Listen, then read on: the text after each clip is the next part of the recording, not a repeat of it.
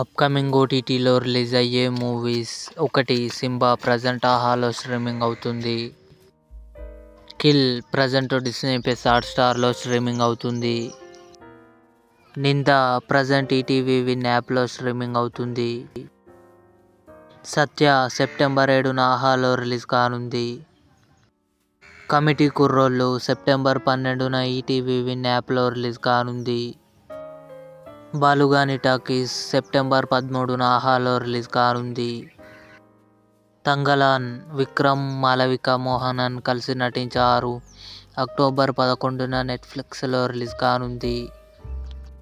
లాల్ సలాం రజనీకాంత్ గారు, విష్ణు విశాల్ కలిసి నటించారు. సెప్టెంబర్ 20న సన్ నెక్స్ట్ ఓటీటీలో రిలీజ్ కానుంది.